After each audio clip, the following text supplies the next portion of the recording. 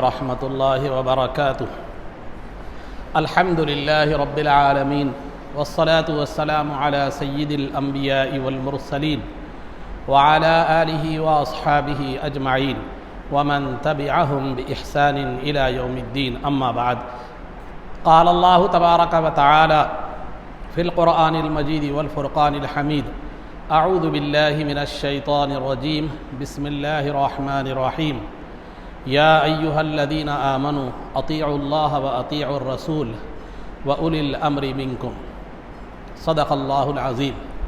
قال الله تبارك وتعالى في شأن حبيبه صلى الله عليه وسلم: إن الله وملائكته يصلون على النبي يا أيها الذين آمنوا صلوا عليه وسلموا تسليما. اللهم صل وسلم وزد وبارك على حبيبك سيدنا ونبينا ومولانا محمد وعلى آلہ واصحابہ اجمعین. عزیزان محترم، عقائد میں اس سے قبل چند جمعوں سے تقلید کے بارے میں بات بتلائی جا رہی تھی کہ تقلید کے تعلق سے بنیادی اور ضروری باتیں پہلے بیان کی گئی. اس کے بعد قرآن و حدیث سے تقلید کا ثبوت پیش کیا گیا. پھر صحابہ اکرام کی زندگیوں سے تقلید کا ثبوت پیش کیا گیا. اب اس کے بعد تقلید پر جو ہے نا کچھ اعتراضات جو ہوتے ہیں غیر مقلد حضرات کی طرف سے، یعنی ایک ہوتا ہے مقلد اور دوسرا ہوتا ہے غیر مقلد. مقلد کہتے ہیں جو شرعی احکام میں کسی نہ کسی امام کو فالو کرے اور کسی نہ کسی امام کو مانے تو اسے مقلد کہتے ہیں. اور جو کسی امام کو نہ مانے بلکہ یہ دعویٰ کرے کہ قرآن و حدیث کافی ہے، کسی امام کی تقلید ضروری نہیں ہے، کسی امام کو فالو کرنا ضروری نہیں ہے، وہ غیر مقلد ہے، اس کو غیر مقلد کہتے ہیں. تو لہذا غیر مقلد حضرات جو تقلید کو نہیں مانتے، تقلید کہتے ہیں کسی امام کے قول کو بغیر دلیل کا مطالبہ کیے کہ ماننا اور تسلیم کرنا، یہ تقلید کہلاتا ہے. یہ تمام چیزیں پہلے آ چکی ہیں لیکن میں آپ کے سامنے پھر خلاصے کے طور پر ذکر کر رہا ہوں. تو تقلید جو ہے نا،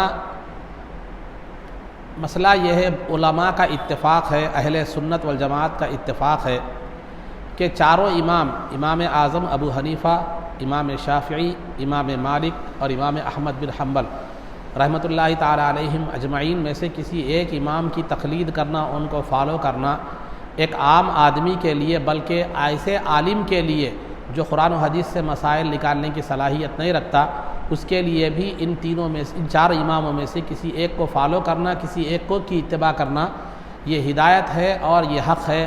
اور ان میں سے کسی کی اتباع نہ کرنا یا چاروں کی اتباع کرنے کا دعویٰ کرنا یہ گمراہی ہے، یہ نفس پرستی ہے. یہ بات تفصیلات میں نے پیچھے بیان کر دی ہے. تو لہذا تقلید پر جو ہے نا غیر مقلد حضرات جو کسی امام کو فالو نہیں کرتے، وہ جو ہے نا مقلد حضرات پر جو کسی نہ کسی امام کو مانتے ہیں، ان پر طرح طرح کے جو ہے نا اعتراضات تقلید کے حوالے سے کیے جاتے ہیں. اور ایک بات میں آپ کے سامنے رکھتا چلوں کہ ضمناً ایک بات ذہن میں آئے، جتنے بھی یہ جو بد عقیدہ لوگ ہیں وہ معمولات اہل سنت پر جو اعتراض کرتے ہیں، اہل سنت کے جو اعمال ہیں ان پر جو اعتراض کرتے ہیں، جیسے زیارت قبور ہے وغیرہ وغیرہ، تو ان پر جو اعتراض کرتے ہیں ان کے لیے قرآن میں کی ایسی آیتیں پیش کرتی ہیں جو کفار و مشرکین سے تعلق رکھتی ہیں. وہ آیتیں لا کر کیا کرتے ہیں، مسلمانوں پر تھوپ دی جاتی ہیں. تو لہذا تقلید پر بھی یہی طرز انہوں نے اختیار کیا کہ جو کفار و مشرکین کی جو آیتیں تھیں وہ لا کر مقلدین پر کیا ہے، تقلید کرنے والوں پر ٹھونس دی گئی. وہ انشاءاللہ وہ کیسے ہے میں آگے بتلاؤں گا. تو سب سے پہلا اعتراض جو ہوتا ہے کہ کیا صحابہ نے تقلید کی تھی، کیا رسول اللہ صلی اللہ علیہ وسلم نے تقلید کی تھی. پہلی تو بات یہ ہے کہ رسول اللہ صلی اللہ علیہ وسلم کی تقلید کا سوال ہی پیدا نہیں ہوتا، کیونکہ اللہ نے آپ کو معلم اور امام بنا کر بھیجا تھا. آپ تقلید کرتے تو کس کی کرتے؟ آپ سے پہلے کون تھا، آپ سے افضل کون ہوتا تھا؟ تو لہذا سرکار کی تقلید کا تو سوال ہی پیدا نہیں ہوتا، کیونکہ آپ سے افضل نہ کوئی تھا، نہ آپ سے امام جو ہوتا ہے وہ افضل ہوتا ہے، مقلد جو ہوتا ہے وہ غیر افضل ہوتا ہے، وہ اتباع کرنے والا ہوتا ہے. جب سرکار کی خود ذات کو اللہ نے رسول اور معلم بنا کر بھیجا ہے تو رسول کسی کی تقلید نہیں کرتے بلکہ رسول کی تقلید کی جاتی ہے. جیسا کہ قرآن کریم میں اللہ نے فرمایا وما ارسلنا من رسول الا لیطاع باذن اللہ، کہ ہم نے ہر رسول کو اس لیے بھیجا ہے کہ وہ کسی کی تقلید نہ کرے اس لیے نہیں، بلکہ لوگ ان کی اتباع کریں اور تقلید کریں، اسی لیے رسول کو بھیجا گیا ہے۔ تو رسول کسی کی تقلید نہیں کرتے بلکہ رسول کی تقلید کی جاتی ہے، رسول کو فالو کیا جاتا ہے۔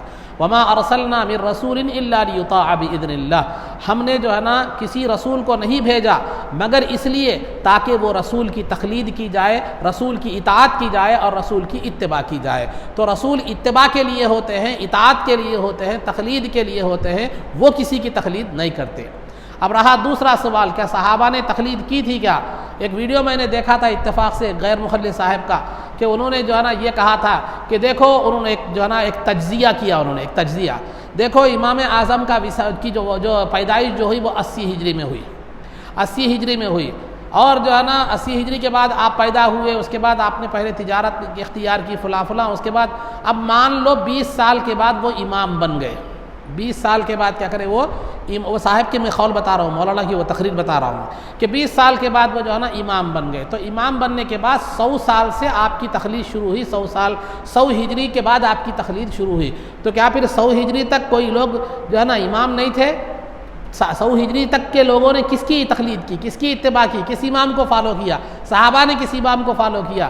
تو لہذا عزیزان محترم یہ پہلا اعتراض ہوتا ہے۔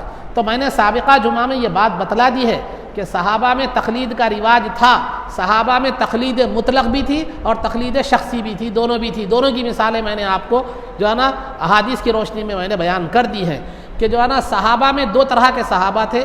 دیکھو یہ صحابہ کی زندگی دو دور پر مشتمل ہے، صحابہ کی زندگی 2 دور پر مشتمل ہے۔ ایک دور تو وہ کہ نبی پاک صلی اللہ علیہ وسلم بھی باحیات تھے، اور دوسرا دور وہ جس میں نبی پاک صلی اللہ علیہ وسلم باحیات نہیں تھے، پھر صرف صحابہ اکرام موجود تھے۔ تو لہذا جب تک نبی پاک صلی اللہ علیہ وسلم باحیات تھے تو صحابہ تمام کے تمام جو ہے نا نبی پاک صلی اللہ علیہ وسلم کی تقلید کیا کرتے تھے، اور آپ کے احکام کوئی بھی مسئلہ درپیش ہوتا تھا سرکار کی بارگاہ میں حاضر ہوتے اور حکم دریافت کر لیتے اور اس کی اتباع کر لیتے تھے۔ لیکن وہ زمانہ صحابہ کا جس میں سرکار وصال فرمانے کے بعد کا جو زمانہ تھا، اس میں صحابہ میں 2 طرح کے صحابہ تھے۔ ایک وہ صحابہ جو قرآن و حدیث کو جانتے تو تھے لیکن قرآن و حدیث سے مسائل نکالنے کی صلاحیت نہیں تھی، جو مجتہد نہیں تھے، اور ایک وہ صحابہ کی جماعت وہ تھی جو قرآن و حدیث سے مسائل کو جاننے کے ساتھ ساتھ قرآن و حدیث سے مسائل نکالنے کی صلاحیت بھی رکھتے تھے۔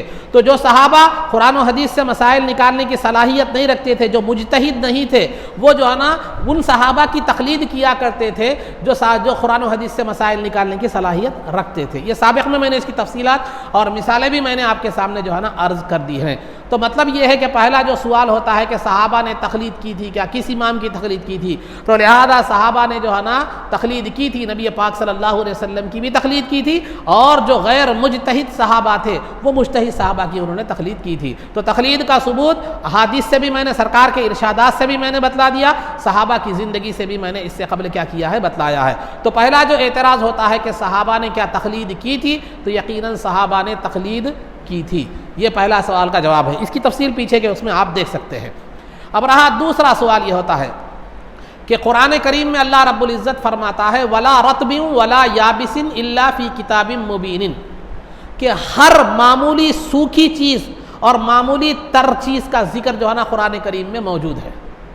ہر چھوٹی سوکھی خشک اور تر چیز یعنی معمولی چیز کا ذکر بھی قرآن کریم میں جو ہے نا موجود ہے۔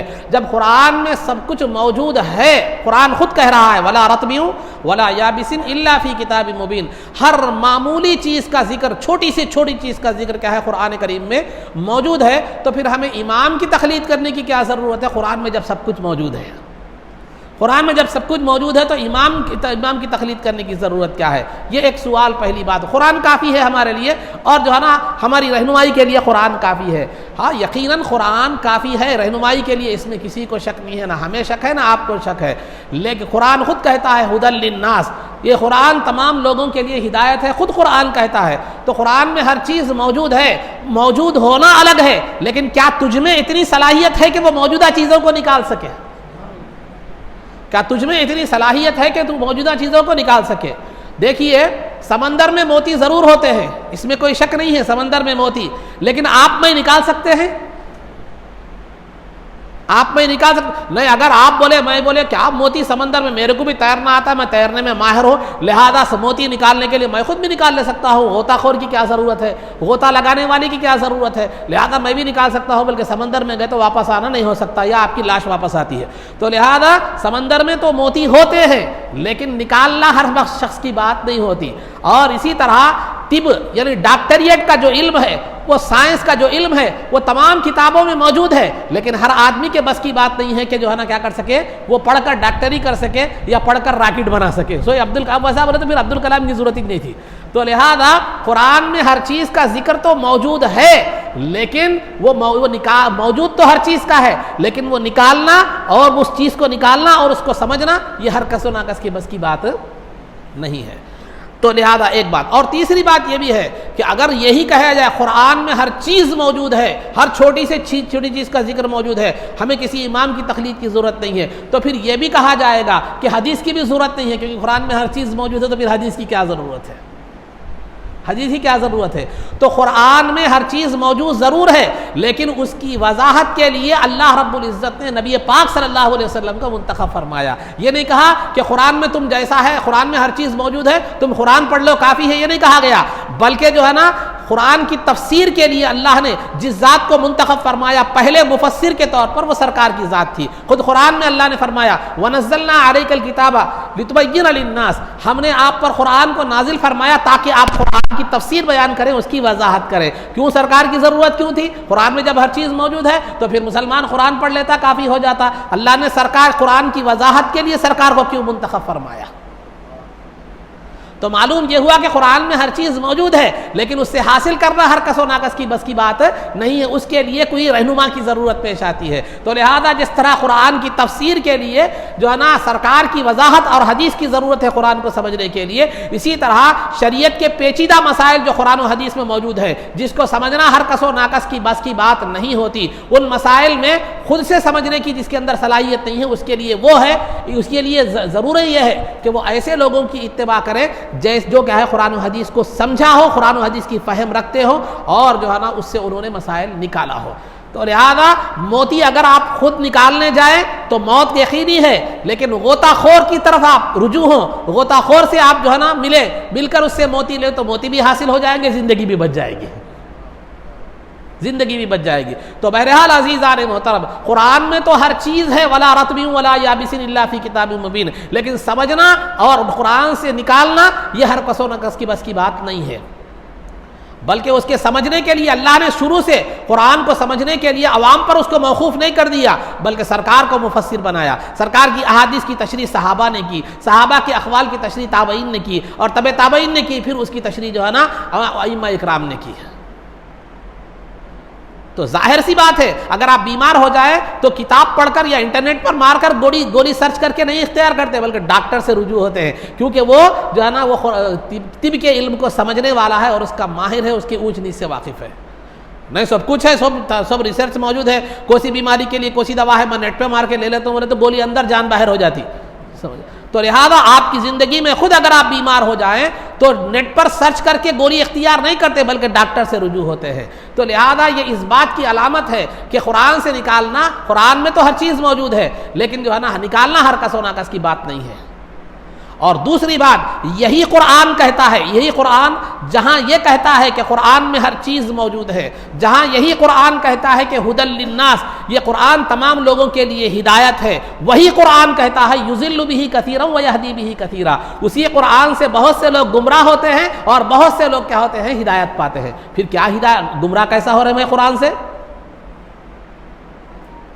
قرآن سے گمراہ کیسے ہو رہے ہیں؟ جب قرآن خود ایک طرف کہتا ہے کہ ہر چیز قرآن میں موجود ہے، اور دوسری طرف قرآن کہتا ہے کہ قرآن تمام لوگوں کے لیے ہدایت ہے، تو پھر تیسری طرف قرآن یہ کہتا ہے کہ اسی قرآن سے بہت سے لوگ ہدایت پائیں گے، بہت سے لوگ گمراہ ہوں گے. پھر وہ کیسے ہو رہا ہے؟ پھر یہ کیسے ہو رہا ہے؟ تو عزیزان محترم، یقیناً قرآن ہدایت ہے، قرآن ہدایت ہے، یقیناً یہ اس میں کوئی شک نہیں ہے، لیکن قرآن سے بہت سے لوگ ہدایت بھی پاتے ہیں، گمراہ بھی ہوتے ہیں. کیوں؟ اس لیے کہ جن کے اندر قرآن سمجھنے کی صلاحیت ہوتی ہے وہ ہدایت پاتے ہیں، جو قرآن سمجھنے کی صلاحیت نہیں رکھتے وہ گمراہ ہو جاتے ہیں. تو قرآن ہدایت ہے ان لوگوں کے لیے جو قرآن کو سمجھنے کی جن کے اندر اللہ نے صلاحیت دی ہے، اور ان لوگوں کے لیے ہدایت ہے جو قرآن کو سمجھے ہوئے لوگوں کو کیا کرتے ہیں، فالو کرتے ہیں، اتباع کرتے ہیں، ان کے لیے ہدایت ہے۔ اب جو خود سمجھنے جائے، جس کے پاس فقاہت بھی نہیں ہے، سمجھ بھی نہیں ہے، قرآن کی سمجھ بھی نہیں ہے، اگر ویسا شخص قرآن کو سمجھنے جائے تو پھر وہ قرآن اس کے لیے کیا ہے، گمراہی ہے۔ اسی لیے قرآن نے لوگوں سے کہا فَاسْأَلُوا أَهْلَ الذِّكْرِ إِن كُنتُمْ لَا تَعْلَمُونَ، اگر تم جو ہے نا کوئی چیز نہیں جانتے تو قرآن سے پوچھو نہیں کہا گیا، اہل علم سے پوچھو کہا گیا، اہل علم سے پوچھا گیا۔ تو لہذا جو لوگ قرآن کو علم کی، جو دین کی سمجھ رکھتے ہیں، قرآن و حدیث کی سمجھ رکھتے ہیں، اگر وہ لوگ جو ہے نا قرآن کو سمجھے تو وہ ان کے لیے ہدایت ہے، اور ہمارے لیے ہدایت کیا ہے، جو سمجھے ہوئے لوگ ہیں ان کی اتباع کرنا، یہ ہمارے لیے ہدایت ہے۔ میں خود سے جا کر میں کروں گا، اگر ایسا کرنے چلے جائیں تو پھر یہ گمراہی ہے۔ تو لہذا قرآن سے بہت سے لوگ گمراہ بھی ہوتے ہیں جو بغیر سمجھ کے قرآن کو پڑھنا چاہتے ہیں، جو بغیر علم کے قرآن کو پڑھنے کی کوشش کرتے ہیں، اور بہت سے لوگ ہدایت بھی پاتے ہیں، جن کو اللہ نے قرآن کی سمجھ دی ہے وہ لوگ ہدایت پاتے ہیں، اور جو لوگ ان سے وابستہ ہو جاتے ہیں وہ لوگ بھی ہدایت پاتے ہیں۔ تو مطلب یہ ہوا، ہر احادیث کے تعلق سے بھی یہی ہے۔ سفیان بن عیینہ کہتے ہیں کہ الاحادیث مضلۃ الا للفقیہ، احادیث جو ہے نا گمراہ کرنے والی ہیں، یعنی اگر عام آدمی حدیث کو پڑھے گا تو وہ گمراہ ہو جائے گا، لیکن الا للفقیہ، جو حدیث کی سمجھ رکھتا ہے اس کو احادیث گمراہ کرنے والی نہیں ہیں۔ تو لہذا قرآن بھی ہدایت دیتا ہے، حدیث بھی ہدایت دیتی ہے ان لوگوں کے لیے جو سمجھ رکھتے ہیں یا سمجھ رکھنے والوں کو اپنا لیتے ہیں، کے راستے کو اپنا لیتے ہیں۔ اور اگر جو لوگ علم نہیں رکھتے، سمجھ نہیں رکھتے، پھر قرآن و حدیث پڑھنے کے لیے جاتے ہیں تو وہ حدیث بھی ان کے لیے گمراہی ہے اور قرآن بھی ان کے لیے کیا ہے، معلوم ہے، گمراہی ہے۔ تو قرآن میں اختلاف نہیں ہے، قرآن کے ہدایت ہونے میں اختلاف نہیں ہے، قرآن میں تمام معلومات ہونے میں اختلاف نہیں ہے، لیکن قرآن سب چیز موجود ہے، لیکن اس کی اہلیت بھی آپ کے اندر ضروری ہونا چاہیے کہ آپ اس کو پڑھ کر سمجھنے کی صلاحیت آپ کے اندر ہونا چاہیے، تو پھر وہ ہدایت ہے۔ جڑی بوٹیاں تو یہاں بہت ملیں گی آپ کو، یہ جنگلی جھاڑ ہم سمجھتے ہیں اس میں کئی جڑی بوٹیاں آپ کو ملیں گی، لیکن سمجھ جو ہے نا فائدہ ان سے وہی اٹھا سکتا ہے جو حکمت رکھتا ہے۔ ہم کئی مرتبہ وہ جڑی بوٹیوں کو کھندلتے ہوئے چلے جاتے ہیں، ان کی طرف توجہ کچھ نہیں ہوتی، لیکن اگر وہی حکیم دیکھ لیتا ہے تو اسے آپ کی ہی بیماری کا علاج کرتا ہے۔ جو شخص کھندل کر جا رہا تھا، روند کر جا رہا تھا ان جڑی بوٹیوں کو، اسی کی بیماری کا علاج وہی جڑی بوٹی سے جس کو وہ روند رہا تھا حکیم کرتا ہے۔ تو الغرض عزیزان محترم، تو قرآن میں ہر چیز موجود ہے، ہمیں کسی امام کی ضرورت نہیں ہے، یہ بھی گمراہی والا معاملہ ہے، یہ بھی گمراہی۔ یقیناً قرآن میں ہر چیز ہے، لیکن اس کو سمجھنے کی صلاحیت بھی تو چاہیے۔ تو لہذا سمجھنے کی صلاحیت اگر ان کے لیے ہے، جن کے اندر قرآن و حدیث کو سمجھنے کی اور مسائل نکالنے کی صلاحیت اگر جن کے اندر ہے، ان کو کسی امام کی اتباع کی ضرورت نہیں ہے، جیسے میں نے پہلے ہی بتلا دیا تھا۔ اب جو لوگ ہم عام لوگ ہیں یا ایسے علماء جو قرآن و حدیث سے مسائل نہیں نکال سکتے، پھر ان کے لیے کسی نہ سمجھے ہوئے آدمی کی جو ہے نا اقتداء کرنا ضروری ہے، جیسے ہم بیماری میں کسی ماہر ڈاکٹر سے کیا ہوتے ہیں، رجوع ہوتے ہیں۔ آپ ڈاکٹر ہیں تو کسی ڈاکٹر کے پاس جانے کی ضرورت نہیں ہے، خود آپ اپنا علاج کر سکتے ہیں، لیکن آپ ڈاکٹر نہیں ہیں تو دوسرے ڈاکٹر کے پاس جانا آپ کے لیے لازمی ہے، ورنہ جان کی امان نہیں ہے۔ تو شریعت کا معاملہ بھی ایسی ہے، قرآن و حدیث سے مسائل نکالنے کی صلاحیت اگر اللہ نے آپ کو دی ہے تو پھر لہذا آپ کو کیا کرنے کی اجازت نہیں ہے، کسی امام کو فالو کرنے کی۔ نہیں ہے آپ کے اندر تو چاروں اماموں میں سے کسی ایک کو فالو کرنا چاہیے، اور چاروں اماموں میں سے کسی ایک کی تقلید آپ کے لیے ضروری ہے، ورنہ گمراہی ہے، بھٹک جائیں گے، ورنہ کیا ہوگے، بھٹک جائیں گے۔ یہ ہوگی بات۔ تو پہلا جو تھا کہ قرآن و حدیث ہمارے لیے کافی ہے، کسی امام کی ضرورت نہیں ہے، اس کی وضاحت یہ ہے۔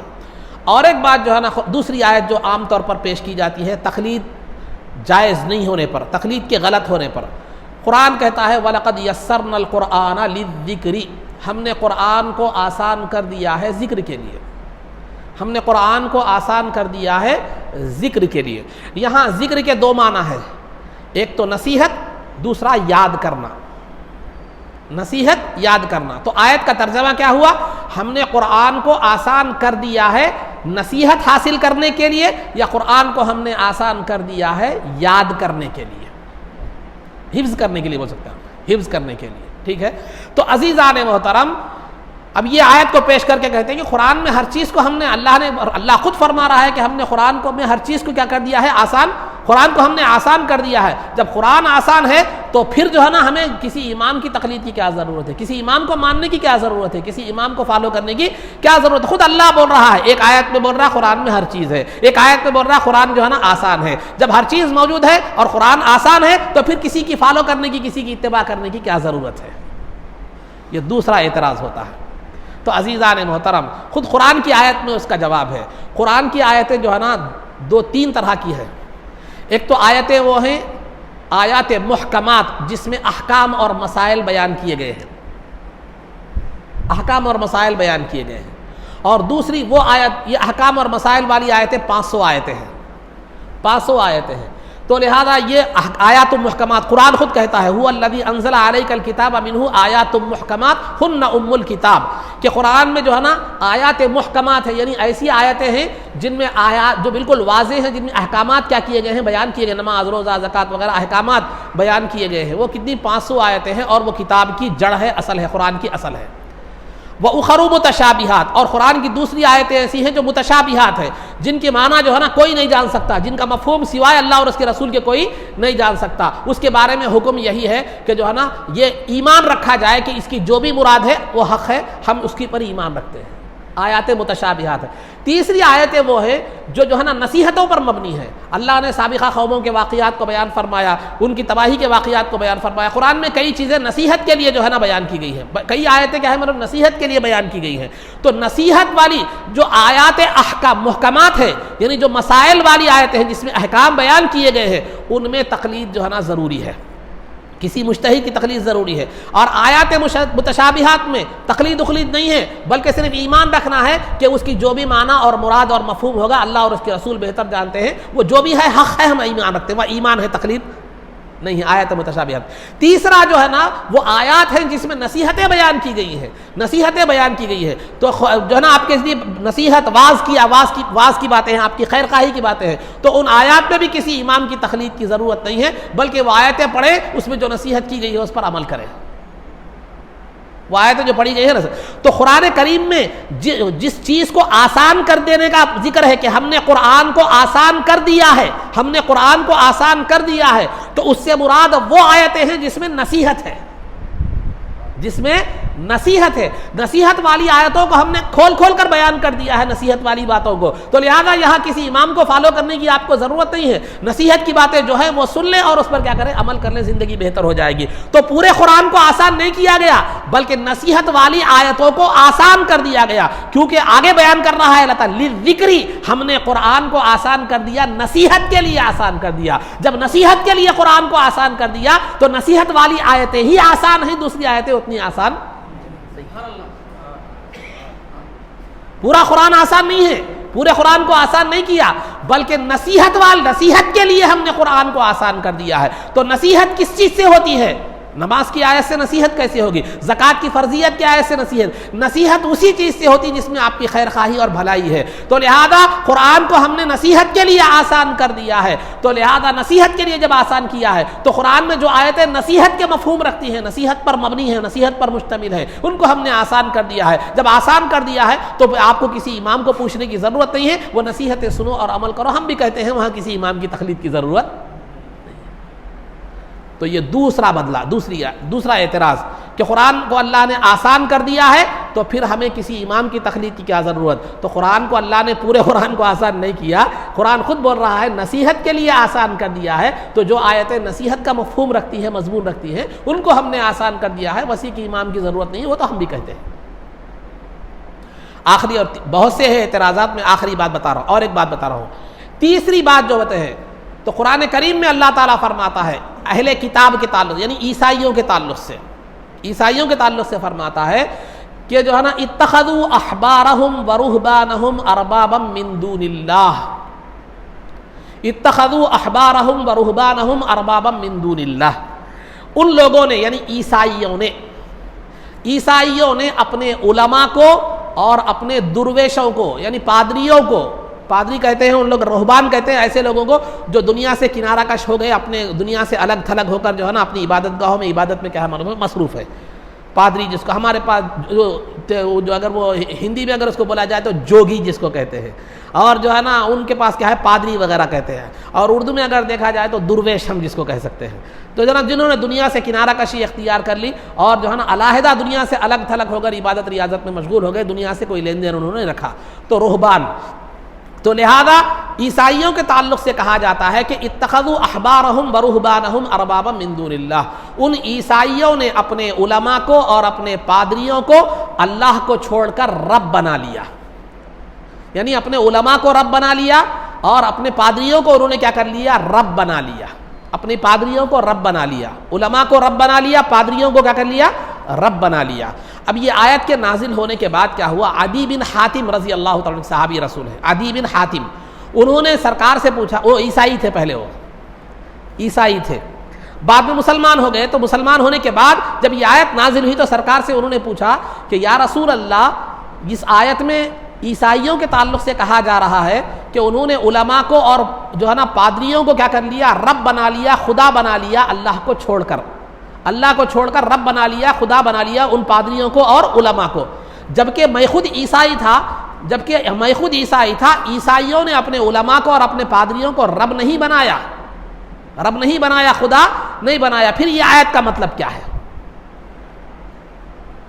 پھر یہ آیت کا مطلب کیا ہے؟ تو ترمذی شریف میں اس آیت کی تفسیر میں سرکار دو عالم صلی اللہ علیہ وسلم کی حدیث کو ذکر کیا گیا، اما انہم لم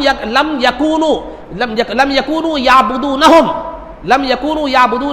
ولکنہم کانوا اذا احلوا لہم شیئا استحلوہ واذا حرموا علیہم شیئا حرموہ، او کما قال علیہ الصلوۃ والسلام۔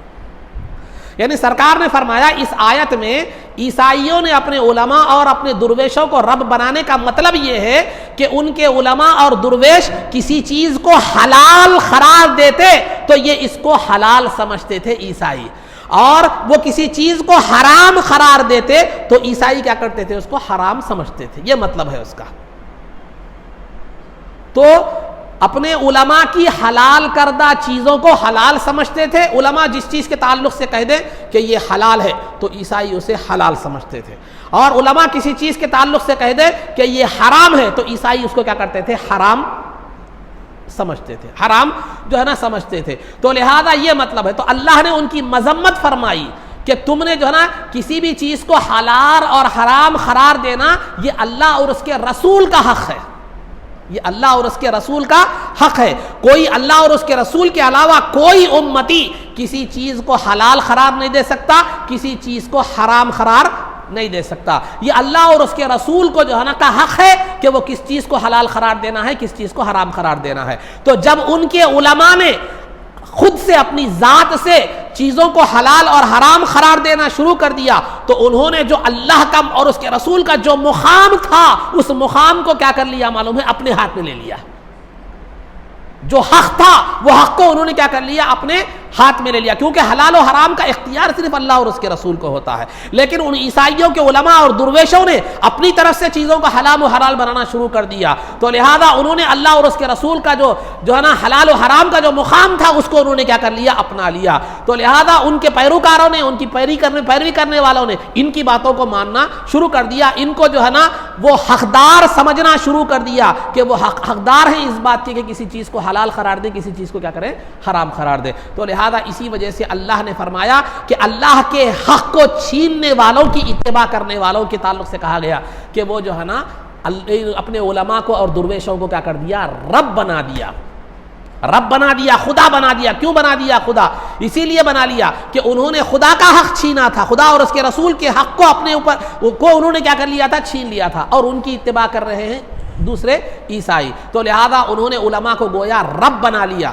تو لہذا یہاں خلاصہ گفتگو یہ ہے کہ اللہ اور اس کے رسول کا جو حق ہے وہ حق کو اپنے اوپر لازم کر لینا یا اپنے کو اس کا حقدار سمجھنا، یہ کیا ہے معلوم ہے؟ شرک ہے۔ اس آیت کو لے کر جو حضرات تقلید نہیں کرتے وہ کہتے ہیں، کیا کہتے ہیں؟ کہ دیکھو حلال کا جو ہے نا اختیار اللہ اور اس کے رسول کو تھا، لیکن تم نے کیا کر دیا؟ اماموں کو کیا کر دیا؟ حرام و حلال کا اختیار دے دیا، تو لہذا تم نے شرک پھر رسالت کر دیا، رسول پاک صلی اللہ علیہ وسلم کی رسالت میں شرک کر دیا، کیونکہ تم نے یہ نہیں دیکھا کہ امام اعظم نے کہا کہ حلال ہے، تو تم نے حلال سمجھا، امام اعظم نے کہا کہ حرام ہے تو تم نے حرام سمجھا۔ تو تمہارا عمل تو عیسائیوں جیسا ہے کہ انہوں نے اپنے علماء کو کیا کر دیا تھا، حلال و حرام کا مختار سمجھ لیا تھا۔ ان کے علماء نے جس چیز کو حلال قرار دیا تو انہوں نے حلال سمجھا، ان کے علماء نے جس چیز کو حرام قرار دیا وہ بھی انہوں نے اس کو کیا کیا، حرام سمجھا عیسائیوں نے۔ تم بھی ایسا ہی کر رہے ہو، امام اعظم نے جس چیز کو حلال کہا تم اس کو حلال سمجھ رہے ہو، اور جو ہے نا تم امام اعظم نے جس چیز کو حرام کہا اس کو تم حرام کہہ رہے ہو۔ تو لہٰذا تم میں اور عیسائیوں میں کوئی فرق نہیں ہے، اور اللہ نے عیسائیوں کی مذمت بیان فرمائی، تم بھی قابل مذمت ہو۔ یہ اعتراض ہم پر ہوتا ہے۔ اعتراض سمجھ میں آیا نہیں آیا؟ اعتراض سمجھ میں نہیں آیا تو بات سمجھ میں نہیں آتی۔ تو یہاں بہت بڑی غلطی ان سے ہوئی ہے، میں نے اس سے پہلے بھی اشارتاً یہ بات بتلا دی تھی۔ دیکھیے، ایک ہوتا ہے شارع، شین الف رے عین، ایک ہوتا ہے شارع قانون بنانے والا، ایک ہوتا ہے قانون بنانے والا، اور ایک ہوتا ہے شارح یعنی قانون کی تشریح کرنے والا، وضاحت کرنے والا، قانون کی تشریح کرنے والا، وضاحت کرنے والا۔ میں مثال کے طور پر میں نے آپ کو سمجھایا تھا ہندوستان کے قانون کی مثال دے کر۔ ہندوستان کا قانون کس نے بنایا؟ ڈاکٹر امبیڈکر نے، اور کئی ماہرین قانون نے بن کر کیا کیا معلوم ہے، ہندوستان کا قانون بنایا۔ ٹھیک ہے، ایک وکیل ہے، وکیل بھی کیا کرتا ہے، قانون جانتا ہے اور وہ قانون کی وضاحت کرتا ہے، ضرورت پڑنے پر وہ قانون کا حوالہ کیا کرتا ہے، دیتا ہے نا۔ یہ تو آپ امبیڈکر کو اور وکیل کو برابر مانتے ہیں؟ ڈاکٹر امبیڈکر کی حیثیت وہ شارع کی ہے، یعنی ہندوستان کا قانون بنانے والے کی حیثیت ہے، اور وکیل کی حیثیت شارح کی ہے، قانون کی تشریح کرنے والے کی حیثیت۔ وکیل کی حیثیت قانون کی تشریح اور اس کی وضاحت کرنے والے کی ہے۔ آپ جو ہے نا وکیل کو ڈاکٹر امبیڈکر نہیں بول سکتے۔ کیوں نہیں بول سکتے؟ اس لیے کہ وکیل نے قانون نہیں بنایا، بنے ہوئے قانون کی اس نے تشریح کی ہے، بنے ہوئے قانون کی اس نے تشریح کی ہے۔ ہاں، قانون بنانے والے کون ہیں؟ ڈاکٹر امبیڈکر اور ماہرین جو ہے نا قانون ہے۔ اگر کوئی آدمی کہے کہ یہ وکیل ڈاکٹر امبیڈکر ہے تو پھر یہ بات اس کی غلط ہے۔ ڈاکٹر امبیڈکر کے مقام پر لے جا کر اگر اس کو بٹھا دے یا قانون بنانے والا سمجھ لے اس کو تو پھر یہ غلط ہے، لیکن اگر قانون کی تشریح کرنے والا سمجھے تو پھر غلط کیسے ہو گیا؟ تو انہوں نے جو عیسائیوں نے وہ ان کے علماء کو اور ان کے پادریوں کو شارع بنا لیا تھا۔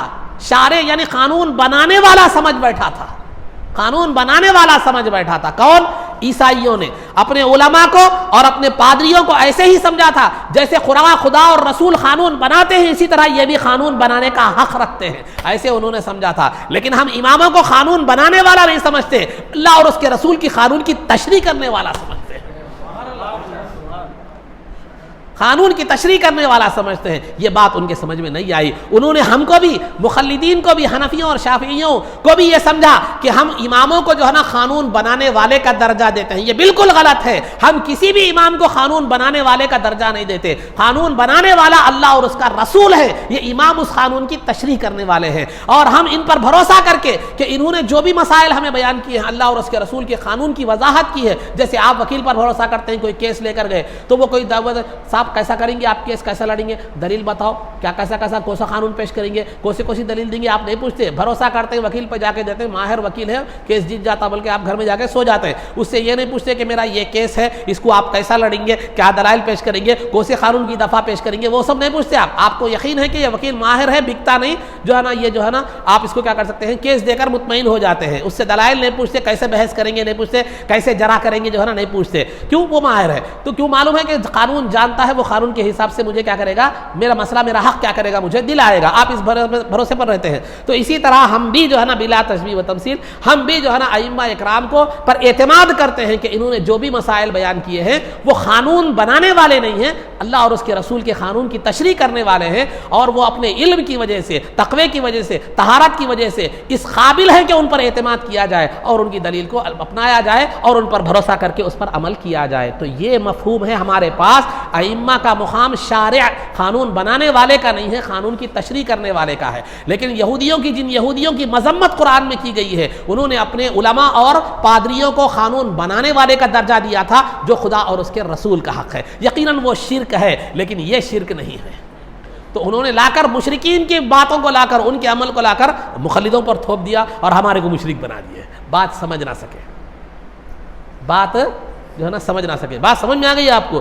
یہ ایک دو تین باتیں میں نے آپ کے تعلق سے اعتراضات کے حوالے بیان کیے۔ قرآن میں ہر چیز موجود ہے لیکن سمجھنے کی صلاحیت ضروری ہے۔ قرآن کو اللہ نے یقیناً آسان کر دیا ہے لیکن پورے قرآن کو نہیں بلکہ نصیحت کی آیتوں کو، جس میں تقلید کی ضرورت نہیں ہے۔ اور یہودیوں اور عیسائیوں نے اپنے علماء اور پادریوں کو جو ہے نا قانون بنانے والا سمجھا تھا، اسی لیے اللہ نے قرآن میں ان کی مذمت کی، لیکن ہم اماموں کو قانون بنانے والا نہیں سمجھتے، قانون کی تشریح کرنے والا سمجھتے ہیں۔ یہ بالکل عین واقعے کے جو ہے نا مطابق ہے، کیونکہ قانون کی تشریح کرنے والا یہ جو ہے نا قانون بنانے والا الگ ہوتا ہے، قانون کی تشریح کرنے والا الگ ہوتا ہے۔ اگر آپ کسی کو قانون کی تشریح کرنے والا سمجھتے ہیں تو پھر یہ قانون بنانے والے کی اس میں نہ کوئی توہین ہے، نہ اس کی حق تلفی ہے، نہ یہ کوئی شرک ہے۔ وہ ایک الگ عہدہ ہے، یہ ایک الگ عہدہ ہے، وہ ایک الگ مقام ہے، یہ ایک الگ مقام ہے۔ یہ نہ سمجھ کر جو ہے نا یہ بدگمانی یا کم علمی کی بنیاد پر ایسا کہا جاتا ہے۔ یہ دو تین اعتراضات جو تقلید پر ہوتے ہیں میں نے آپ کے سامنے جو ہے نا بیان کیے، انشاءاللہ پھر دیگر باتیں آگے بیان کی جائیں گے۔ اب رہا جو ہے سیرت میں آپ حضرات کے سامنے میں نے ایک بات بتلائی تھی، کیا بتلائی تھی کہ رسول پاک صلی اللہ علیہ وسلم کے وصال کے بعد ایک بیعت تو خاص لوگوں میں ہوئی کہ سرکار کا وصال پیر کے دن دوپہر میں ہوا، 12 ربیع الاول پیر کے دن دوپہر میں ہوا 11 ہجری میں۔ تو وہاں میں نے بتایا تھا، آپ پیچھے سے اگر سن رہے ہیں تو جو ہے نا سقیفہ بنی ساعدہ کے مقام پر مہاجرین اور انصار کے درمیان اختلاف ہو گیا تھا کہ کون جو ہے نا سرکار کے جانشین بنیں گے۔ وہ ایک مخصوص چند لوگ تھے، مہاجرین اور انصار کے ایک چند لوگ وہاں موجود تھے۔ اختلاف ہو گیا تو اختلاف کی جب اطلاع ابو بکر اور عمر رضی اللہ تعالیٰ عنہما کو ملی تو کہیں یہ اختلاف فتنے کی شکل اختیار نہ کر جائے اور کوئی غلط آدمی کو جو ہے نا لوگ کیا کر لیں، سرکار کا جانشین نہ منتخب کر لیں، اسی لیے ابو بکر اور عمر رضی اللہ تعالیٰ عنہما معاملے کو سلجھانے کے لیے وہاں گئے تھے، لیکن حالات ایسے بن گئے کہ خود ابو بکر صدیق رضی اللہ تعالیٰ عنہ کو انہوں نے متفقہ طور پر کیا کر لیا، خلیفہ تسلیم کر دیا۔ یہ ایک مخصوص مقام تھا، مخصوص لوگ تھے، وہ پورے لوگ نہیں تھے۔ یہ پیر کے دن یہ واقعہ پیش آیا، پیر کے دن شام کے وقت میں یہ واقعہ پیش آیا۔ دوسرے دن منگل کے دن یہاں تو مخصوص لوگوں نے ابو بکر صدیق رضی اللہ تعالیٰ عنہ کو اپنا جانشین، سرکار کا جانشین تسلیم کر لیا تھا۔ دوسرے دن جو ہے نا کیا ہوا، منگل کے دن دوپہر کے وقت میں ظہر کے بعد جو ہے نا ایک عام مجلس منعقد ہوئی اور اس میں جو ہے نا عمر رضی اللہ تعالیٰ عنہ نے خطبہ دیا۔ وہ کیا دیا میں نے پچھلے اس میں بیان کیا ہے، آپ ضروریات دین کے حوالے سے یوٹیوب پہ آپ اس کو ملاحظہ کر سکتے ہیں۔ تو جو ہے نا ابو بکر اور عمر رضی اللہ تعالیٰ عنہما نے عمر رضی اللہ تعالیٰ عنہ نے خطبہ دیا، پھر اس کے بعد تمام صحابہ نے جو ہے نا بالاتفاق ابو بکر صدیق رضی اللہ تعالیٰ عنہ کو اپنا خلیفہ اول منتخب کر لیا۔ یہ دوسری عام بیعت تھی، پہلی خاص بیعت تھی، یہ دوسری عام بیعت تھی۔ اور ابو بکر صدیق رضی اللہ تعالیٰ عنہ نے اس خطبے میں بھی وضاحت کر دی تھی، یہ بات میں نے بتلائی تھی، وضاحت کر دی تھی کہ میں تم میں بہتر آدمی نہیں ہوں، میں بھی تمہاری طرح ایک آدمی ہوں، اگر میں شریعت کے مطابق اگر کوئی حکم دو تو اپنانا، اگر وہ شریعت کے خلاف مجھ سے کوئی کام ہو جائے تو مجھے کیا کرنا، ٹوکنا اور میری اصلاح کر دینا۔ اور نہ میں نے کبھی خلافت کی خواہش ظاہراً کی تھی، نہ دل میں کی تھی، نہ اللہ سے ظاہری طور پر خلافت کو مانگا تھا، نہ دل میں بھی کوئی تمنا رکھا تھا۔ تم لوگوں نے مجھ پر یہ ذمہ داری ڈالی ہے تو میں اس کے نبھانے کے لیے تیار ہوا ہوں۔ یہ ابو بکر صدیق رضی اللہ تعالیٰ عنہ کا خلاصہ تھا، یہ آپ نے وضاحت کر دی تھی۔ تو لہذا ابو بکر صدیق رضی اللہ تعالیٰ عنہ نے نہ خواہش کی، نہ تمنا کی، نہ دعا کی خلافت وغیرہ کے لیے۔ جب دوسرے دن منگل کے دن خلافت تمام جو ہے نا صحابہ نے عام طور پر ابو بکر صدیق رضی اللہ تعالیٰ عنہ کو خلیفہ اول، سرکار کا پہلا خلیفہ اور جانشین جو ہے نا منتخب کر لیا، تو جب ابو بکر صدیق رضی اللہ تعالیٰ عنہ نے تمام مجموعے کو دیکھا تو اس میں دو اشخاص نظر نہیں آ رہے تھے، ایک سیدنا علی مرتضیٰ رضی اللہ تعالیٰ عنہ اور دوسرے زبیر رضی اللہ تعالیٰ عنہ، یہ دونوں نظر نہیں آ رہے تھے۔ تو ابو بکر صدیق رضی اللہ تعالیٰ عنہ نے جو ہے نا فرمایا کہ کیا بات ہے، علی اور زبیر رضی اللہ تعالیٰ عنہ نظر نہیں آ رہے۔ یہ کنز العمال کی روایت ہے، حدیث کی کتاب کنز العمال کی روایت ہے۔ علی اور زبیر رضی اللہ تعالیٰ عنہ نظر نہیں آ رہے، کیا بات ہے، ان دونوں کو بلاؤ۔ جب ان دونوں کو بلایا گیا تو ابو بکر صدیق رضی اللہ تعالیٰ عنہ نے جو ہے نا فرمایا کہ اے علی اور زبیر، تم لوگوں نے جو ہے نا خلافت کا میرے ہاتھ پر خلافت کی بیعت نہیں کی، کیوں نہیں کی؟ کیا تمہارے اس عمل سے جو ہے نا لوگوں میں انتشار اور تفریقہ پڑ جائے گا، تم نے کیوں نہیں کی؟ تو آپ غور سے سماعت فرمائیے، اس کے بعد میں بتا رہا ہوں، غور سے سماعت فرمائیے کہ جو ہے نا علی رضی اللہ تعالیٰ عنہ کا جو جملہ تھا وہ یہ دیکھیے، ہمیں یقین ہے کہ خلافت کے مستحق آپ ہیں۔ یہ الفاظ عربی میں بھی ہے، میں اس کا وضاحت آپ کے سامنے رکھ رہا ہوں۔ ہمیں یقین ہے کہ خلافت کے مستحق آپ ہیں۔ کیونکہ نبی پاک صلی اللہ علیہ وسلم کے یار غار ہیں. اس کی وضاحت میں نے پہلے کر دی ہے پچھلے جمعہ میں. آپ نبی پاک صلی اللہ علیہ وسلم کے یار غار ہیں اور نبی پاک صلی اللہ علیہ وسلم نے آپ کی اپنی حیات میں آپ کو اپنا امام بنایا ہے. تو سرکار نے جس چیز کو جس ذات کو ہمارے دین کا امام بنایا ہے، ہم اپنی دنیا میں انہیں کیسے انکار کر سکتے ہیں؟ ہم اپنی دنیا میں ان کی امامت کا ان کی خلافت کا کیسے انکار کر سکتے ہیں؟ یہ علی رضی اللہ تعالیٰ عنہ کے الفاظ ہیں. آپ کے خلیفہ اول ہونے میں مستحق ہونے میں ہمیں یقین ہے کہ آپ خلیفہ اول ہیں، خلافت کے مستحق ہیں. لیکن میری آپ سے شکایت یہ ہے کہ خلافت کے بارے میں آپ نے مجھ سے مشورہ نہیں کیا، کیونکہ میں نبی پاک صلی اللہ علیہ وسلم کے خاندان کا ایک فرد تھا. خلافت کے معاملے میں آپ مجھ سے مشورہ کرنا تھا. بس آپ سے میری شکایت ایک یہ ہے. بات سمجھ میں آ گئی بات؟ تو علی رضی اللہ تعالیٰ عنہ کو آپ کے خلیفہ ہونے سے اختلاف نہیں تھا، اور سب سے افضل اور خلافت کے سب سے زیادہ مستحق ہونے میں کوئی اختلاف علی رضی اللہ تعالیٰ عنہ کو نہیں تھا. بس شکایت یہ تھی کہ خلیفہ خلافت کے معاملے میں علی رضی اللہ تعالیٰ عنہ کو مشورے کے لیے بلایا نہیں گیا. اسی روایت کو لے کر شیعہ حضرات کہتے ہیں کہ علی رضی اللہ تعالیٰ عنہ کو خلافت کے معاملے میں پوچھ کر تک نہیں دیکھا گیا، پوچھا تک نہیں گیا.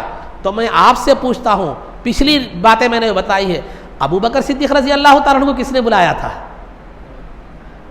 ابو بکر صدیق رضی اللہ تعالیٰ عنہ کو خلیفہ بننے کے لیے کس نے بلایا تھا؟ آپ تو جھگڑا سلجھانے کے لیے گئے تھے، فتنے کو ختم کرنے کے لیے گئے تھے، خلیفہ بنا دیا گیا آپ کو.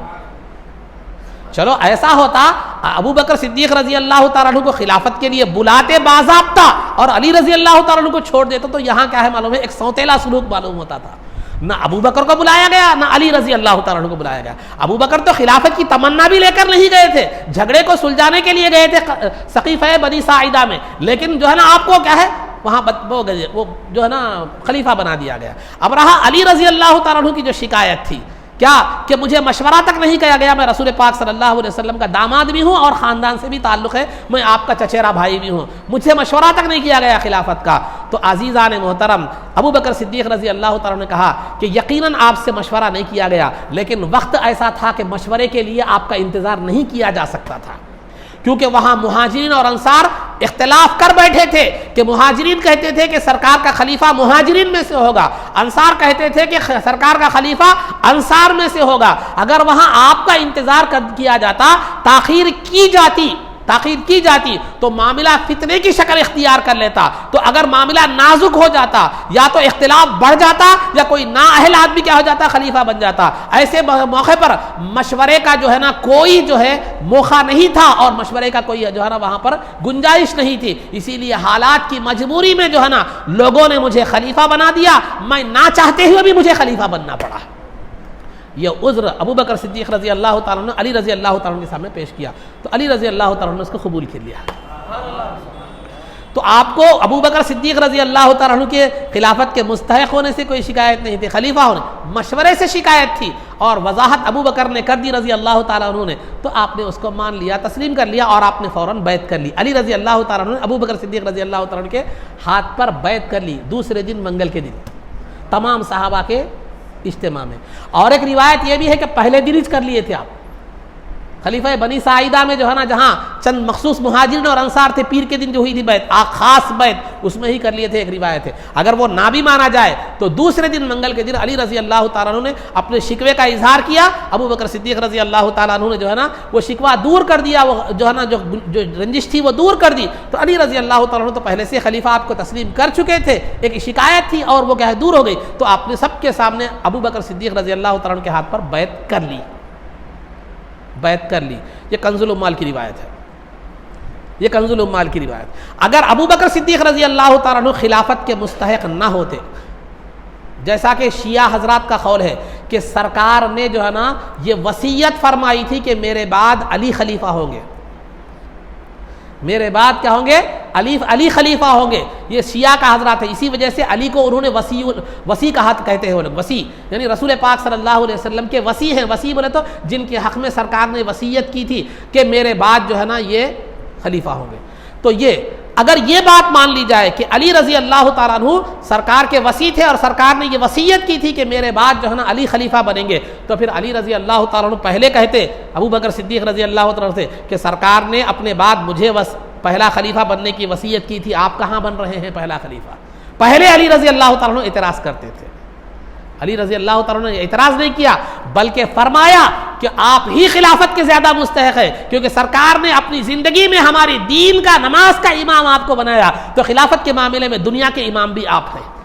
اگر ایسی کوئی وصیت ہوتی تو علی رضی اللہ تعالیٰ عنہ پیش کرتے تھے کہ دیکھو سرکار نے مجھ سے وصیت کی ہے کہ جو ہے نا میرے بعد علی خلیفہ ہوں گے، وصیت کو پیش کرتے، زبانی ہی صحیح وصیت کو پیش کرتے. علی رضی اللہ تعالیٰ عنہ کا قول بھی سند تھا اور ابو بکر صدیق رضی اللہ تعالیٰ عنہ علی رضی اللہ تعالیٰ عنہ کے قول کا انکار بھی نہیں کر سکتے. علی رضی اللہ تعالیٰ عنہ نے کوئی ایسی وصیت پیش نہیں کی. ٹھیک ہے علی رضی اللہ تعالیٰ عنہ عاجزی تواضع کے بنیاد پر نہیں پیش کی ہوں گے. کئی صحابہ تمام صحابہ مجموعے میں موجود تھے. صحابہ کہتے کہ دیکھو اے ابو بکر صدیق رضی اللہ تعالیٰ عنہ کہ دیکھو کہ جو ہے نا علی رضی اللہ تعالیٰ عنہ کو سرکار نے وصیت کی تھی کہ میرے بعد علی خلیفہ ہوں گے، پھر آپ خلیفہ کیسے بن سکتے ہیں؟ لہذا علی رضی اللہ تعالیٰ عنہ کو خلیفہ بنائیے.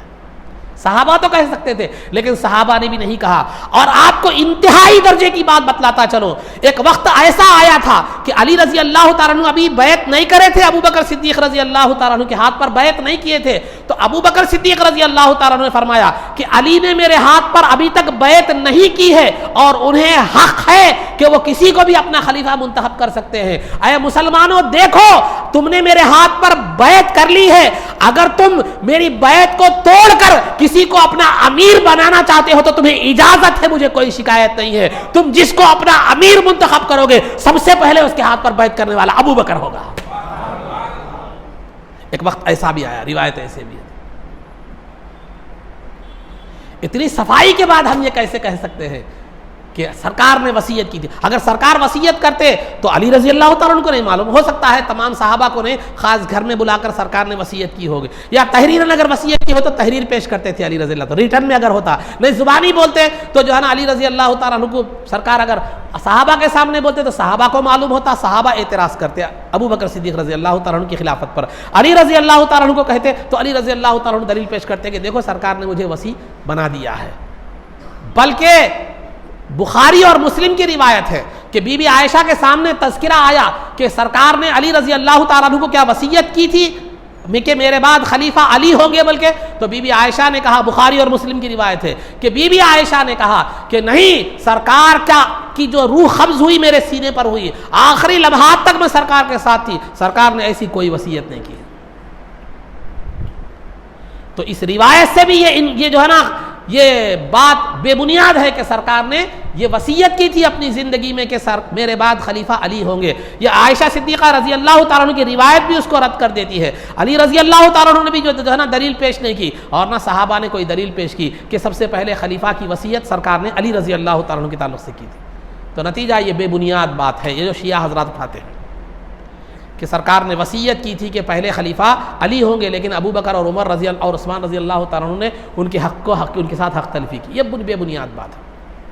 تو میں نے کیا کہا کہ دوسرے دن علی رضی اللہ تعالیٰ عنہ نے تمام صحابہ کے سامنے ابو بکر صدیق رضی اللہ تعالیٰ عنہ کو خلیفہ تسلیم کر لیا. بخاری کی ایک روایت ہے عائشہ صدیقہ رضی اللہ تعالیٰ عنہ سے، اس میں ہے کہ علی رضی اللہ تعالیٰ عنہ نے 6 مہینے کے بعد ابو بکر صدیق رضی اللہ تعالیٰ عنہ کے ہاتھ پر بیعت کی. 6 مہینے کے بعد ابو بکر صدیق رضی اللہ تعالیٰ عنہ کے ہاتھ پر بیعت کی. 6 مہینے کے بعد بی بی فاطمہ رضی اللہ تعالیٰ عنہ کا وصال ہو گیا، انتقال ہو گیا.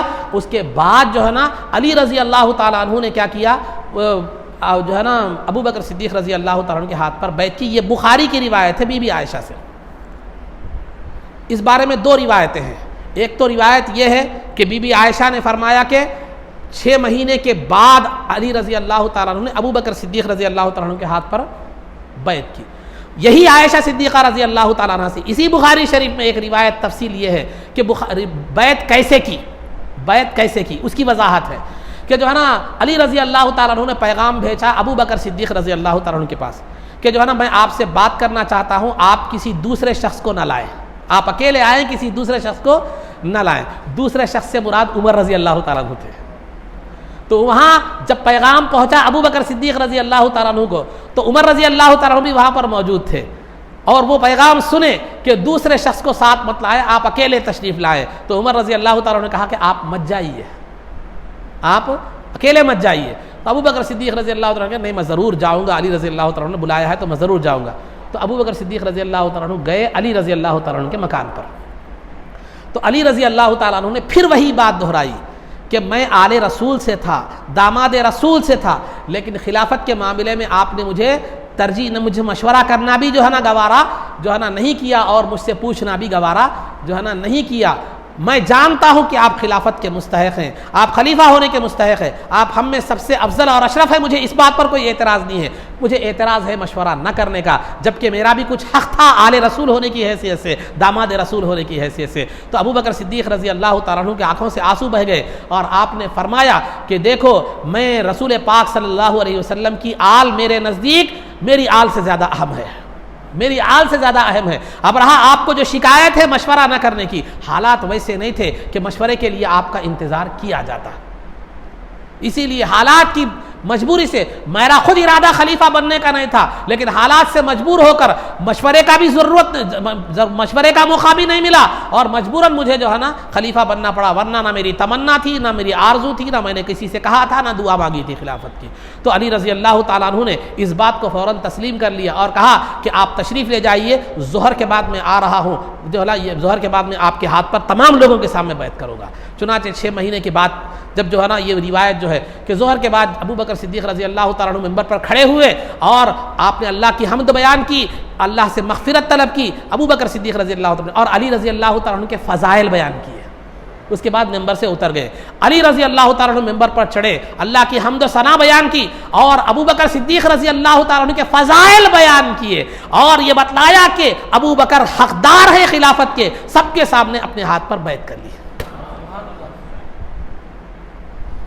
تو یہ 2 روایتیں بھی ہیں کہ دوسرے دن بیعت کرنے کی بھی تمام صحابہ کے سامنے, 6 مہینے کے بعد بیعت کرنے کی بھی تمام صحابہ میں. کسی روایت میں آپ کو یہ الفاظ نہیں ملیں گے کہ علی رضی اللہ تعالیٰ عنہ کو ابو بکر صدیق رضی اللہ تعالیٰ عنہ کی فضیلت میں کوئی شک تھا, یا اب خلیفہ اول بننے کے مستحق ہونے میں کوئی شک تھا. شکایت ہر جگہ یہی تھی کہ مشورہ نہیں کیا, مشورہ نہیں کیا.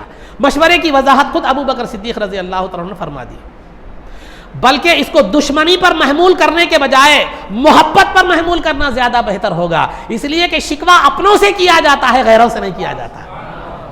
تو علی رضی اللہ تعالیٰ عنہ نے ابو بکر صدیق رضی اللہ تعالیٰ عنہ سے جب مشورہ کیا تو اس وجہ سے یہ شکایت کی کہ آپ نے مجھے مشورے میں نہیں بلایا, یہ آپ نے ایک جو ہے نا اپنا سمجھ کر شکایت کی, ورنہ اگر غیر سمجھتے تو شکایت نہیں کرتے تھے. سمجھانے کے لیے میں ایک مثال آپ کو دیتا چلو, آپ کے گھر میں شادی ہوئی آپ کی لڑکی کی, آپ کا ایک دور کا آدمی ہے, اس سے آپ نے 1 آدھ مرتبہ 2 مرتبہ ملاقات کی تھی, اس سے آپ کا اتنا لین دین تعلق ہوئے نہیں ہے, آپ نے اس کو جو ہے نا شادی میں نہیں بلایا, تو وہ آپ سے کوئی شکایت نہیں کرے گا کیونکہ اس سے میرا تعلق ہی نہیں ہے تو کیا کروں. لیکن اگر کسی قریبی رشتہ دار بھائی بہن کسی کو نہیں بلائے تو بھائی بہن شکایت کریں گے کہ بھائی کے رشتے کا تقاضا یہ تھا کہ آپ مجھے شادی میں بلاتے. تو شکوہ اپنوں سے کیا جاتا ہے, غیروں سے بیگانوں سے نہیں کیا جاتا. تو علی رضی اللہ تعالیٰ عنہ جو ہے ابو بکر صدیق رضی اللہ تعالیٰ عنہ کو اپنا سمجھتے تھے, اسی وجہ سے بطور ناز کے, بطور جو ہے نا ایک جس کو کہتے ہیں ایک لاڑو پیار میں رسنا جس کو کہتے ہیں ہماری زبان میں, بطور ناز کے علی رضی اللہ تعالیٰ عنہ نے ابو بکر صدیق رضی اللہ تعالیٰ عنہ سے شکوہ کیا. کم از کم آپ تو ایسا نہیں کرنا تھا, غیر کرتا تو کوئی بات نہیں تھی, لیکن ابو بکر نے کہا کہ حالات ایسے نہیں تھے کہ آپ سے بلایا جائے, آپ سے مشورہ کیا جائے, حالات کی نزاکت کو دیکھتے ہوئے میں نے ایسا نہ کیا. تو علی رضی اللہ تعالیٰ عنہ نے مان لیا اور جو ہے نا تسلیم کر لیا, آپ کے ہاتھ پر بیعت کی. اب یہاں 2 روایتیں, اب آخری بات میں آپ کو کنکلوژن کے طور پر بتا رہا ہوں. ایک روایت میں ہے کہ دوسرے دن بیعت کی ہے, ایک روایت میں ہے کہ 6 مہینے کے بعد بیعت کی ہے. بخاری کی روایت میں 6 مہینے کے بعد بیعت کا ذکر ہے, اور جو ہے نا کنز العمال کی روایت میں 1 مہینے کے دوسرے دن کا ذکر ہے. پھر کون سی روایت صحیح سمجھیں گے آپ؟ کون سی روایت سے؟ بخاری تو بخاری ہے, اس کی روایت کی صحت میں کوئی اعتراض نہیں, اور جو بیہقی کنز العمال کی جو روایت ہے اس کو بھی ابن حبان اور دیگر محدثین نے صحیح قرار دیا ہے. جب 2 روایتیں بھی صحیح ہے تو معاملہ کیا ہے؟ پھر کس کو صحیح سمجھیں گے, کس کو غلط سمجھیں گے؟ بخاری کی روایت بھی صحیح ہے, اس کو نہیں مانیں گے یا اس کو مانیں گے؟ اب یہاں مسئلہ پیدا ہو گیا. تو عزیزان محترم, مسئلہ کوئی نہیں ہے, وہ مسئلہ کچھ ہے ہی نہیں, اس لیے کہ حقیقت تو یہ ہے کہ علی رضی اللہ تعالی عنہ نے دوسرے دن ہی بیعت کر لی تھی, دوسرے دن ہی بیعت کر لی تھی. اس کے بعد بی بی فاطمہ اور علی سرکار کا وصال ہو گیا. اس کے 6 مہینے کے بعد بی بی فاطمہ رضی اللہ تعالیٰ عنہ کا وصال ہو گیا. جیسے میں نے پیچھے بتلایا تھا سرکار نے پہلے ہی پیشن گوئی کر دی تھی. تو لہذا سرکار کے وصال کے بعد ابو بکر صدیق رضی اللہ تعالیٰ دوسرے دن ہی ابو بکر صدیق رضی اللہ تعالیٰ عنہ کے ہاتھ پر علی رضی اللہ تعالیٰ عنہ نے بیعت کر لی تھی. ان کو خلیفہ مان لیا تھا, لیکن بیچ میں ہوا یہ کہ بی بی فاطمہ رضی اللہ تعالیٰ عنہ اور علی رضی اللہ تعالیٰ عنہ کے درمیان ایک فدق, ایک باغ تھا. باغ کے معاملے میں کچھ اختلاف ہو گیا تھا. باغ کے معاملے میں انہوں نے کچھ مطالبہ کیا تھا. بی بی عائشہ نے ازرو شرع وہ مطالبہ پورا نہیں کیا جا سکتا تھا, تو ابو بکر صدیق رضی اللہ تعالیٰ عنہ نے اس کی دلیل جو ہے نا دے دی. یہ باغ فدق کا جو باغ تھا اس معاملے میں کچھ اختلاف ہو گیا تھا. اس کی تفصیل انشاءاللہ ہو سکا تو میں آگے بیان کروں گا, یا میری سیرت کی ایک سیریز ہے انوار الہدیٰ فی سیرت المصطفیٰ, اس میں میں نے اس واقعے کو تفصیل کے ساتھ اور جو بدگمانیاں پیدا کی جاتی ہیں اس کا بھی میں نے کیا کر دیا ہے, رد کر دیا ہے. آپ وہ ویڈیو بھی دیکھ سکتے ہیں, وہ واقعہ فدق کے حوالے سے جو ویڈیو ہے, ورنہ اگر نہیں تو انشاءاللہ زندگی نے وفا کی تو آخر واقعہ بیان کروں گا میں.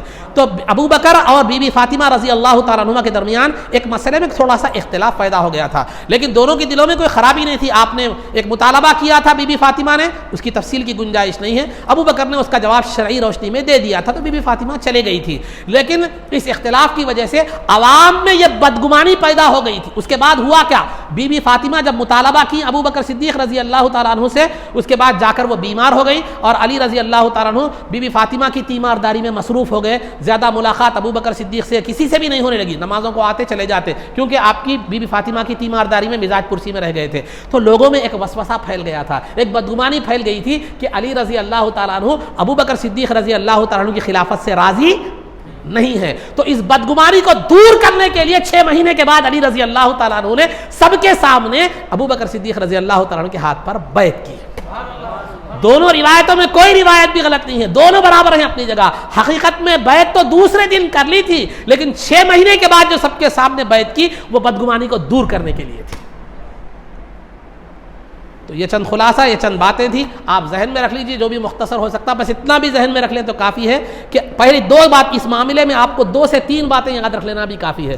سب سے پہلے علی رضی اللہ تعالیٰ عنہ کو ابو بکر صدیق رضی اللہ تعالیٰ عنہ کی فضیلت میں اختلاف نہیں تھا, خلافت میں اختلاف نہیں تھا. مشورہ نہ کیے یہ اختلاف تھا, اور جو ہے نا دونوں روایتوں میں بھی مشورہ نہ کیے یہ اختلاف تھا. لیکن ابو بکر صدیق رضی اللہ تعالیٰ عنہ نے اس کی وضاحت بھی فرما دی, تو آپ کا دل اس تعلق سے بھی کیا ہو گیا, صاف ہو گیا. پہلی بات یاد رکھنے کی یہ ہے. تو دوسری بات جو ہے, ابو بکر صدیق علی رضی اللہ تعالیٰ عنہ نے جو ابو بکر صدیق رضی اللہ تعالیٰ عنہ کے ہاتھ پر بیعت کی, منگل کے دن سرکار کے وصال کے دوسرے دن ہی بیعت کر لی تھی, لیکن لوگوں کی بدگمانی کو دور کرنے کے لیے 6 مہینے کے بعد دوبارہ ابو بکر صدیق رضی اللہ تعالیٰ عنہ کے ہاتھ پر بیعت کی. تو تمام صحابہ نے 1 مرتبہ بیعت کی, علی رضی اللہ تعالیٰ عنہ نے 2 مرتبہ بیعت کی. تو لہذا سب سے زیادہ متفق, تمام صحابہ سے زیادہ متفق علی رضی اللہ تعالیٰ عنہ ابو بکر صدیق رضی اللہ تعالیٰ عنہ کے خلافت سے زیادہ متفق تھے. تو لہذا اس میں شیعہ حضرات کو کوئی اختلاف نہیں ہونا چاہیے. اگر سنجیدگی سے دیکھا جائے تو نہ شیعہ کو ہونا چاہیے, نہ سنی نما شیعہ کو ہونا چاہیے, نہ سنی نما شیعہ کو ہونا چاہیے. تو بہرحال یہ باتیں وضاحتیں میں نے آپ کے سامنے جو ہے نا کر دی. 3 روایتیں بھی ہے, پیر کے دن ہی آپ نے بیعت کر لی تھی, اور منگل کے دن نے آپ نے بیعت کر لی تھی, پھر 6 مہینے کے بعد آپ نے بیعت کر لی تھی. 3 روایتوں میں بھی بس یہی شکایت علی رضی اللہ تعالیٰ عنہ کی تھی. یہ قول تھا کہ ہمیں یقین ہے کہ آپ ہم میں سب میں افضل ہیں, ہمیں یقین ہے کہ خلافت کے آپ سب میں زیادہ مستحق ہیں. صرف شکایت مشورہ نہ کرنے کی ہے, وہ بھی شکایت دور ہو گئی. یہ پورا خلاصہ ہے روایتوں کا. تو یہ چند باتیں سیرت کے حوالے سے میں نے بند کر دی. یہ معاملہ عقیدے کی اصلاح کے لیے بہت ضروری تھا. کچھ جاہل جو ہے نا مولوی, جو شیعوں کے جو ہے نا شیعہ حضرات کے جو ہے نا چندے پر یا ان کے پیسوں پر پل رہے ہیں, ہمارے سنیوں میں جو عالم بن کر سنی عالم بن کر آ رہے ہیں, اور ہمارے عوام میں جو بھولے بھالے پن سے نہ سمجھ کر جذبات میں آ کر جو ہے نا علی رضی اللہ تعالیٰ عنہ کو ابو بکر صدیق اور عمر رضی اللہ تعالیٰ عنہ کے تعلق سے ایک بدگمانیاں, عثمان غنی رضی اللہ تعالیٰ عنہ کے تعلق سے بدگمانیاں پیدا کی جا رہی ہیں. تو لہذا یہاں ضروری تھا اس عقیدے کی اصلاح کے لیے بات بیان کرنا ہمارا کام ہے عزیزو, توفیق دینا یہ خدا کا کام ہے. اگر یہ بات سننے کے بعد بھی اگر وہ توفیق اسے نہ ملے تو یہ اس کی اپنی جو ہے نا کیا بول سکتے آخرت کی خرابی ہے, اس کی کم نصیبی اور محرومی ہے. ورنہ ہمارا کام وما علینا الا البلاغ المبین, ہمارا کام تو صحیح بات پہنچا دینا ہے. آپ عمل نہ کریں یہ اس کے بعد کی ذمہ داری آپ پر ہے. آپ نہیں کرتے تو خدا کی بارگاہ میں ہم سے حساب نہیں ہوگا, حساب آپ سے ہوگا کہ ایک جو ہے نا ایک عالم نے آپ کو دلائل کے سامنے بات رکھ دی تھی, پھر تم نے کیوں نہیں مانی, تو وہاں آپ جواب دے رہیں گے، اب میرے نہیں، آپ میری بات کو مانیں، یہ آپ کے لیے سعادت مندی کی بات ہے، عقیدے کی اصلاح ہے، ایمان محفوظ رہے گا، نہ مانیں تو مجھے آپ سے کوئی شکایت نہیں ہے، کیونکہ انکار کرنے والے، انبیاء کا انکار کرنے والے بھی موجود ہیں دنیا میں۔ تو بہرحال یہ بات پہنچا دینا تھا۔ تو عقیدے کی اصلاح یہاں پر بہت زیادہ ضروری تھی، اس لیے میں نے اس مسئلے کو تھوڑا طوالت کے ساتھ، تفصیل کے ساتھ جو ہے نا بیان کیا، لیکن چونکہ وقت ہو چکا ہے لہذا آج جو ہے نا جو آداب کا جو سیکشن تھا یا مسائل کا جو سیکشن تھا اس کو میں انشاءاللہ اگلے جمعہ میں جو ہے نا اس کو مکمل کرنے کی کوشش کروں گا۔ یہ ضروری عقیدے کے اصلاح کے لیے ضروری باتیں تھیں، یہ میں نے اس لیے جو ہے نا یہ ٹائم لے لیا اور اس کی ضرورت سمجھی اور اس کی وضاحت ضروری سمجھی، میں نے بتلا دی۔ اللہ رب العزت سے دعا ہے کہ جو کچھ بھی کہا گیا اس پر عمل کی توفیق رفیق عطا فرما، عزت و عافیت کی زندگی دے اور ایمان پر ہمارا خاتمہ فرما، رسول پاک صلی اللہ علیہ وسلم کے قدموں میں ہمارا حشر فرما، آپ کی شفاعت عظمیٰ سے ہم کو بہرور فرما، آپ کے دست مبارک سے جام کوثر پینا نصیب فرما، جنت میں آپ کی غلامی معیت و رفاقت نصیب فرما۔ صلی اللہ تعالی وسلم علی خیر خلقہ سیدنا محمد و آلہ و صحبہ اجمعین برحمتک یا ارحم الراحمین والحمد للہ رب العالمین۔